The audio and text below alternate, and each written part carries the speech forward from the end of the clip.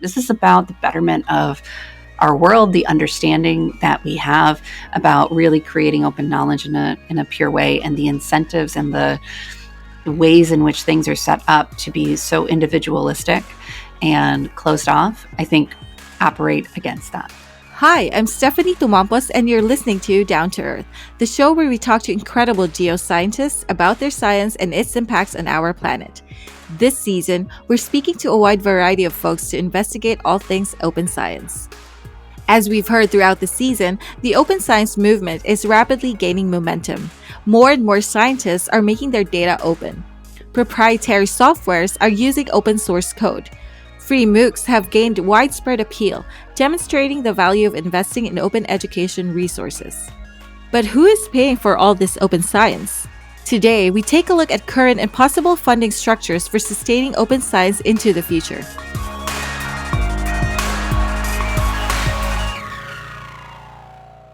This episode of Down to Earth is brought to you by the IEEE Geoscience and Remote Sensing Society. The GRSS is a community of passionate researchers and practitioners who are working to benefit society through their science, engineering, education, and applications. This year, GRSS is excited to collaborate with the NASA Transform to Open Science initiative to celebrate the year of open science with a whole Down to Earth season devoted to this very topic. To learn more and get involved in the year-long events and celebrations, visit science.nasa.gov and search for open science. I got into this space through an organization called Creative Commons because of friends and loved ones that were battling rare neglected diseases that couldn't get access to the information they needed to get the help that they needed or to better understand the disease so they knew which doctors to approach. The initial work we were doing at Creative Commons was actually with the rare neglected disease research population because they were more experimental. They were more willing to collaborate because they were flying under the radar of major federal funding and needing to help the individuals and the patients that they had. This is Caitlin Thaney. She's the executive director of a relatively new organization called Invest in Open Infrastructure. To me, the additional funding for open science, it not only helps force that recognition about how research should operate, provides the resourcing to ensure that that is possible and not just seen as sort of a nice to have. And it starts to shift that dynamic to move away from extractive services to things that are more aligned with the needs of society in terms of ensuring that that information is then shared and accessible by the broader public. Invest in Open Infrastructure, or IOI for short, is a nonprofit initiative dedicated to improving funding and resourcing for open technologies and systems supporting research and scholarship. They collaborate with funders, institutional leaders, and open infrastructure communities to shed light on challenges, conduct research into solutions, and put solutions into practice to enact change. In this episode, I'm interested in how the economics of open science could work, especially for someone like me who has little knowledge about how funding works. From the way I see it, you can't sell science that is already publicly available. So how can we sustain open science when there doesn't seem to be a financial return on investment? Let's find out. So to start, how is open science currently funded? What mechanisms are in place for this type of work? So when we think of the funding mechanism, many cases there are either institutional resources that are allocated. In some cases, the projects face an initial funding from philanthropic sources or even government funding. In many of those cases, that core funding usually is around 2 to 5 years of funding. The membership models are also very, very common in the space where you see institutions or organizations pledging or supporting a project that has a really distributed user base with, say, anywhere between $5,000 and $25,000, very distributed governance, etc. There are also worth noting that when we think of, for example, different open data or computational forms of open science efforts, that there's a different relationship also with industry support. So, for example, the Jupyter and IPython community not only has been supported by an array of philanthropic funders, government funders, institutions, as well as industry, but also has a relationship where there is in-kind support and in terms of staff time from for-profit companies, from Rackspace, Netflix, Amazon, Google, etc., that work full time on helping to advance the core technologies and support as a means of also supporting that effort. And just for a bit more context, how does open science funding compare with traditional science funding? Ooh, I think in terms of the comparison of open science initiatives versus more traditional science funding, in terms of dollars allocated, is traditionally much lower than what we see allocated to research and development globally. It's hard to get the hard and fast numbers because our organization has been, for the past year and a half, for example, looking at ways to quantify how much research funding or how much philanthropic funding is going to open initiatives or even open infrastructure. Working across that funding data, you hit specific issues in terms of what data is available, how that information is categorized. It's not easy to be able to look across and say, okay, it's $3.6 billion, right? But I think we know in terms of practice and in terms of some of the shifts that the majority of the research funding that is currently going out to support many endeavors is not traditionally earmarked for open research initiatives.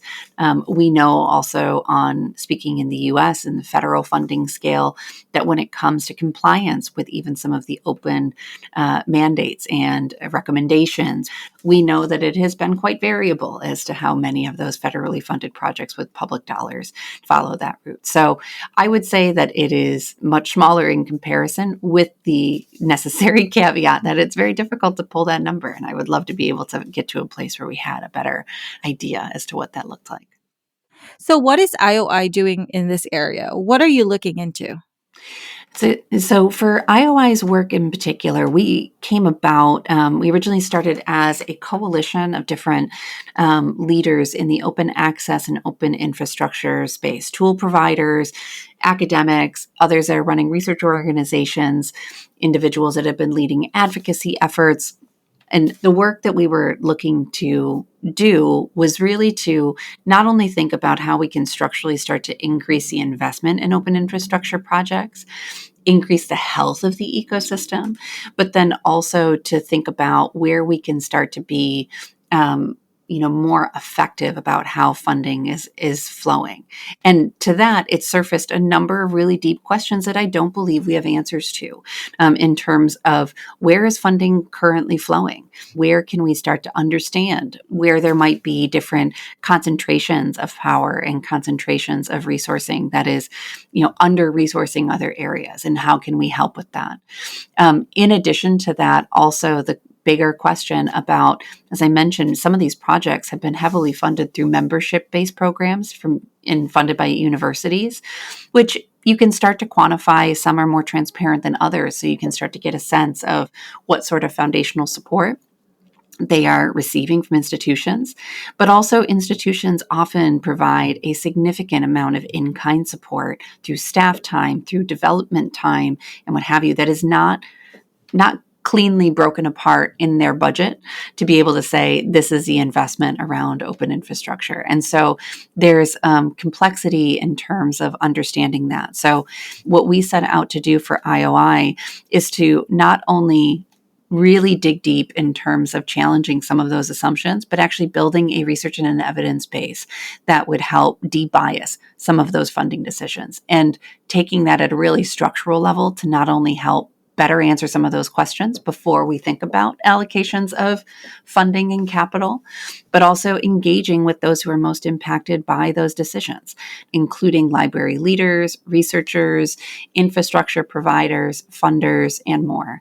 And so not only thinking about the research about that, building out the funding mechanisms and the ability to bring funding together in a collective way to administer in new ways to help advance the ecosystem, but then also working to help engage others to further a shared road for and a shared roadmap for the additional investment.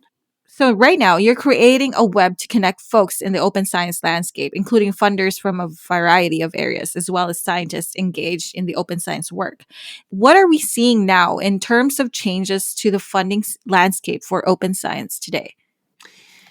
We're seeing, at least from our vantage point, an increased awareness that some of the short-term funding, that not only leads to a significant amount of burnout, but it actually makes the broader ecosystem less stable and less resilient, and also leads to a proliferation of projects that can't be supported, or sustained longer term without other means of helping to support what it looks like for there to be, say, interoperability, interdependence of these services, things that can ensure that they're viable alternatives. And so I would say that we're seeing not only recognition that there needs to be a better way to do that. We're also seeing an increased recognition and understanding of some of the maintenance concerns. And so I'm seeing funders be more experimental in terms of the types of projects that they're supporting to get a better understanding of where they can move into that space with intention.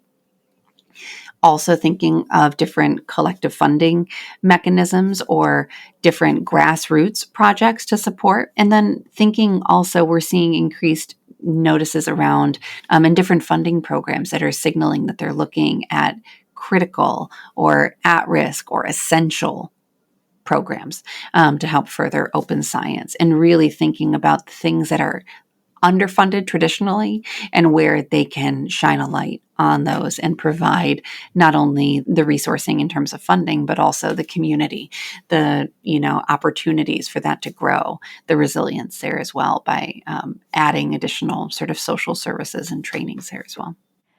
As we move through this transition from unfunded open science to funded, how do we address issues of competition and inequality that inevitably arise since we live in an individualistic and capitalist society? That is a very, very meaty question. And I unfortunately don't have any like quick or easy answers by any stretch of the imagination. I do think that there's both a clear signaling that needs to be done from the funders and also those that are overseeing various funding calls to say these are the expectations in terms of how much budget gets allocated to making sure this is available and making sure that people are paid, making sure that there are proper systems in place. But in terms of the how to make sure that this is sort of equitable and moving beyond the individualistic side, it's so difficult because it feels like many of these systems have been so entrenched in the way in which we do things. And so I think more experimentation is needed, to be honest. One example that I heard of recently outside of the research space was that there was a group in Nairobi, Kenya, that the funding, for a certain area was allocated. There was a group of finalists that were identified as grantees. And then the program had those grantees meet with one another and as a group collectively decide how those funds were going to be dispersed and how they were going to be broken apart. And thinking of like what that process would look like with even some of the individuals that are, aligned with open science, providing services. But like if you were to get, say, 5 of those core services that might serve similar needs into a room and say, okay, there's $2 million that needs to be broken apart, among 5 of you. So you decide how that is done and come back.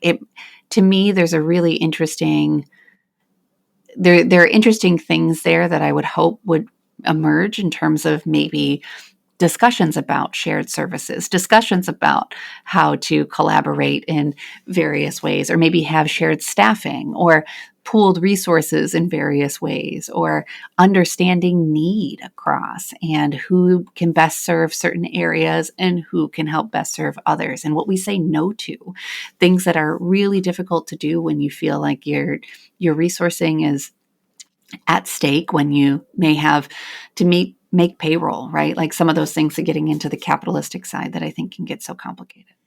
I think we really need to change or actually shift our understanding when it comes to funding.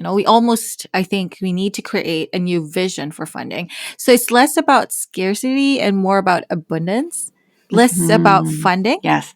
individual projects and programs, and more about sustainable, consistent funding, maybe something akin to the funding structure proposed for universal basic income. I like where you're going with that.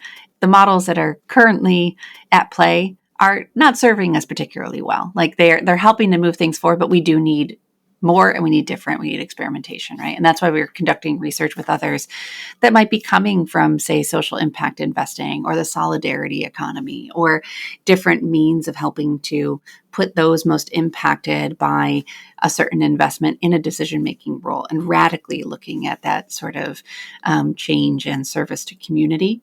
And I think your example about universal basic income is really interesting. One of the areas that we've been investigating was also in terms of how utilities are funded and paid for. So thinking of, for example, analogies between open knowledge and scholarship and also water and how that's funded, right?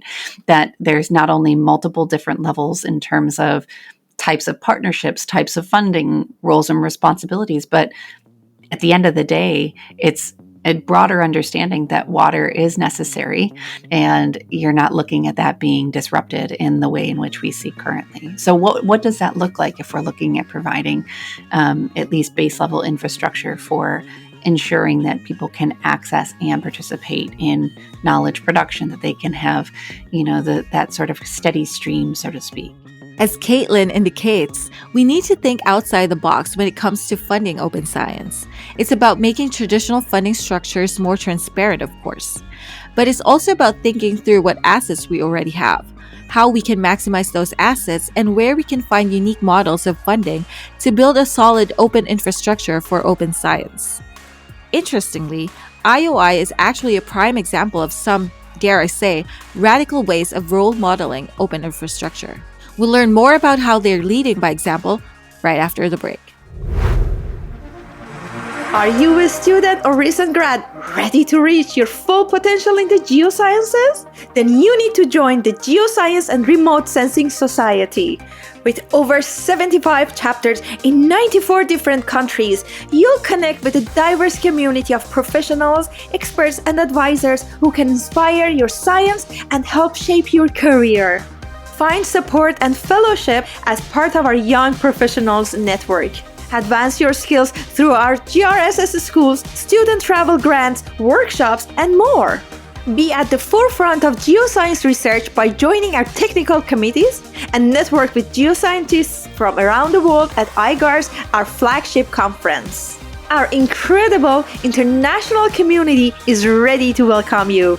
Learn more and get connected today by visiting grss-ieee.org.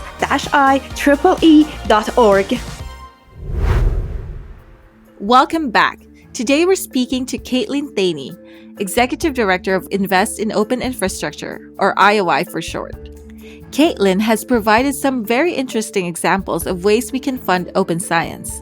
The grant allocation process in Kenya was an interesting one. Imagine how differently we would allot funding if grant winners had to collectively decide exactly how much each person would get. IOI is researching these types of examples and more to figure out how we can better support open science. One area they are also looking into is open infrastructure. Now, Caitlin was quick to point out that there are lots of different interpretations for what open infrastructure is, but here's how IOI currently defines it. Open infrastructure is the narrow sets of services, protocols, standards, and software that can empower communities to collectively build the systems and infrastructures that deliver new improved collective benefits without restrictions and for a healthy global interrelated infrastructure system. In my own words, it's all the support scientists need, including funding and governance, to do open science in a sustainable way. IOI is actually an example of an organization that embraces a very open infrastructure. I asked Caitlin how IOI lives their values in terms of open infrastructure and funding, and this is what she had to say. Well, in terms of funding, every dollar that comes into IOI is publicly available and it's publicly disclosed because we care really deeply about governance. We went through a longer process to evolve and actually build intentional governance. We have built out multiple structures, including financial oversight committees, governance and nominating committees, additional steering committees, and other checks and balances that we think are really necessary and should be prioritized. And so we really live our values not only in terms of that governance ourselves and continuing to challenge our own thinking regarding that, but also really taking it even a step further, having our conflict of interest disclosures for anyone who works with IOI, including our governance members, community members, etc. Those are all publicly made available because we do recognize the issues when it comes to power in the broader space. And if we're going to be making funding recommendations, understanding that we don't want to be putting a thumb unduly on the scale, and that there are a number of efforts, even in the broader open science space, where you see similar individuals that are in leadership positions across. And while those are individuals that in many cases we've worked really closely with for a long time, also recognizing the risk that comes along with that. Beyond that, we run quarterly collaborator calls with funders and also peer initiatives, people that would otherwise be seen maybe as competitors in a more traditional sense, to share out what we are doing, to solicit their opinions, to help further, again, the shared roadmap to say, we can't do it all. We want to help support you. Where can we amplify the work that you're doing? Where can we support this? Where can we be really open about that? And doing that together, which is, I think, a much more radical sort of take on that. And then, in terms of the transparency and iteration and commitment to open, we try to use open source technologies and also pay and support those open source communities where we can. And then lastly, in terms of transparency, we have on our documentation hub, which is on HackMD, as much there as we possibly can in terms of making sure that we're describing our decision-making processes, our documentation for projects, how we got to certain design decisions, how we hold meetings, what does our structure look like for those engagements, and everything in between. And so continually learning in the open, admitting when we don't have those answers, having public comment periods for our research outputs, inviting other experts to really challenge that, holding calls and holding space where we can. It's really cool that you make your funding and documentation public. And it's scary too. So many people would be nervous about that type of transparency. I saw in your IOI orientation packet that this year, as part of your strategic planning work, you'll be looking at and evaluating different funding models to test their feasibility for IOI. What have you learned from this work so far, and how are you sharing your learnings? We really wanted to think beyond. We often, as I mentioned in the beginning, in terms of how the ecosystem is supported, we often think about philanthropic or government grants. We often think about membership funding or institutional funding, right? We think of, if you think of it in a longer term scenario, you think of endowments to support this work, more institutional type forms of support. In some cases, also say sponsorship, right? Either through different tiers or through events people run and tickets and sponsorship. And so the different funding models that we're investigating, in part are really to think about where can we learn from some of the ways in which capital has been allocated in different capacities. What do we not want to take forward? What do we want to maybe take forward and iterate? And so what I found really inspiring was looking at models that, first off, fund over a longer term timeline beyond the 2 to 5 years. And then also thinking about the broader aim of when we allocate these sorts of funds to these projects, what sort of conditions can we put on that funding, not in a way that seems punitive, but in a way that helps advance the broader health of the ecosystem by saying, like, for example, if you were to be approached for acquisition, there might be, say, a clause to say you need to go into a 6-month consultation period where there can be a community counteroffer, and that needs to be entertained, right? For example, we think of some of these projects that have been bought by the likes of Elsevier or bought by the likes of, some of these other for-profit entities and closed off and saying like, oh, I really wish I could have countered that $150 million offer. But it's like, we don't have the mechanisms currently in place. Like it usually catches you on your back heel.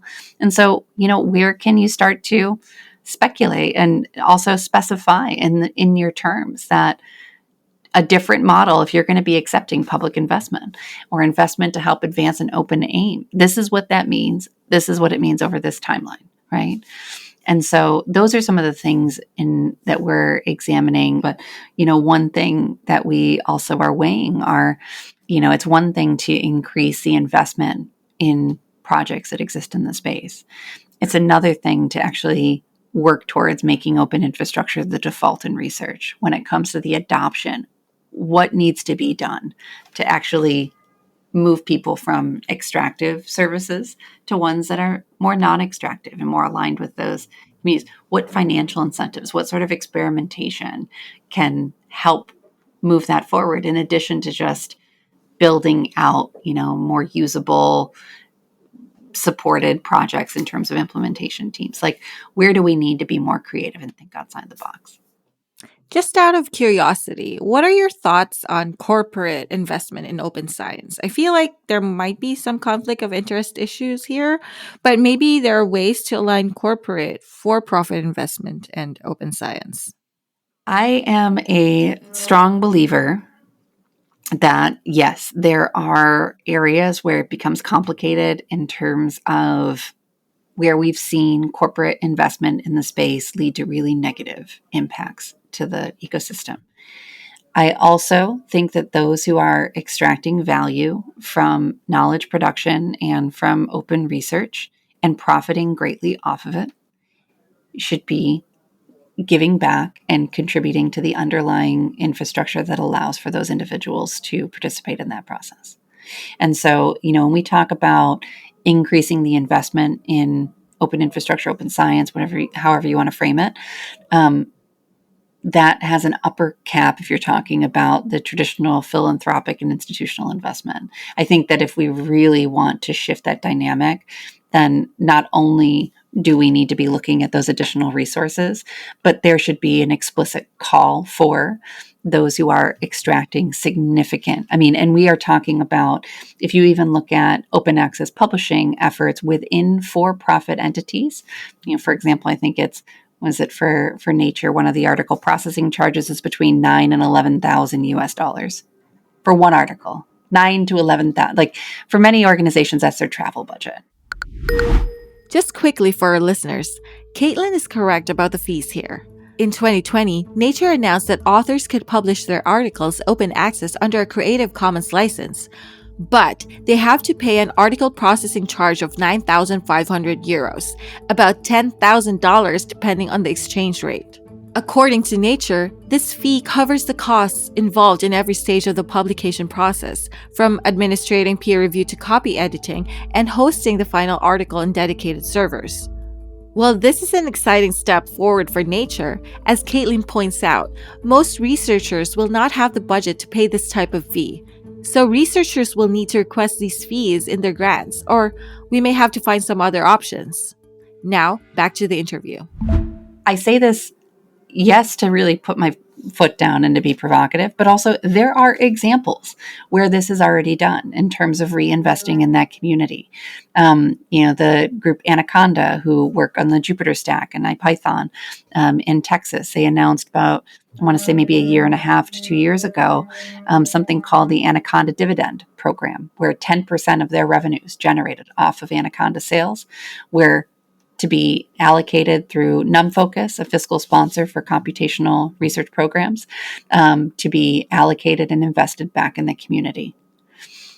I'd love to see what that looks like with more sophisticated models around how much certain organizations should be contributing back, and additional pressure and open conversation. I don't think in some cases that it is an impossible ask. I think that there's a willingness, but also needing to be really clear about what the terms of that are, what that buys you and what that doesn't, right? And, prior to IOI, I built an endowment for Wikimedia, right? And I can say that there are means of structuring, contributions from individuals that you may not necessarily align with, or that you want to make sure that there are safeguards set up for, that can be directed in a way that does not, for example, buy them a seat on the governance or buy them a seat at the table that helps allocate those funds. And I think we need to try.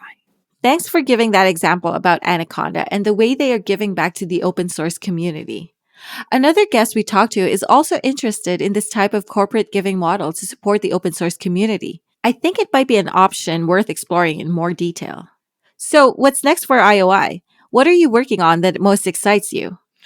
Well, we announced on November 1st that in early 2024, we are launching a collective fund to help, again, catalyze investment in the broader space. We'll be building towards that. What we just described in terms of what does it look like to have for-profits contribute, and what is necessary in terms of governance, in terms of terms, in terms of engagement in that process, in terms of the research about what does a commensurate amount look like for some of these organizations, and how can we start to build a plan for that. That is also in our roadmap for the next year. I'm excited to see what is in store for the next couple of months, years for IOI. What advice do you have for listeners wanting to get involved or help accelerate us towards better open science funding infrastructure? I would say don't be afraid to ask what support you need to help make your research outputs, process, convenings more accessible, more inclusive, more supported. For example, the documentation costs, the equitable participation so that labor is compensated. Ask the funders, put it in the budget. The funding for, allocations for research data support so that, information can be not only put forward in a ready fashion, but also maintained. And I think, support even for building out project governance. Don't be afraid to ask. I think that the health of the ecosystem is something that we need to start to understand, that resources need to be allocated, and tasks that otherwise might be seen as discretionary or ancillary or boring are in many cases the linchpins as to whether or not a project will succeed. Based on today's conversation, I think I'll be adding some budget lines to support making my science open in my next grant application. For example, allocating time and funding to create a data management plan would be useful, which is something we learned about in episode 2. I could also look into publishing my research in open access journals. If I can afford it, it will be a good way to ensure my work isn't trapped behind a paywall where only some people can access it. These are just a few small steps I can take to help make science more open. But there's one big change that must happen if we want open science practices to become the norm across the board. What's this, you ask? Culture change. In our final episode, we'll talk to 2 researchers who are leading the way in shifting scientific teams from closed to open practices. In the meantime, learn more about Invest in Open Infrastructure. You can go to investinopen.org and find out more about our work and ways to engage there. Don't forget to follow and rate us on Spotify and Apple Podcasts. And connect with our sponsors at IEEE_GRSS on Twitter and Instagram, and IEEE Geoscience and Remote Sensing on Facebook and LinkedIn. This episode was produced by Nicole Bedford from Nicole Bedford Films with help from me, Stephanie Tomampos. Graphics and design by Mylene Briggs of Kila Media. And a special thanks to Yvonne Ivy Parker and Keely Roth for their support. I'm Stephanie Tomampos, and you've been listening to Down to Earth.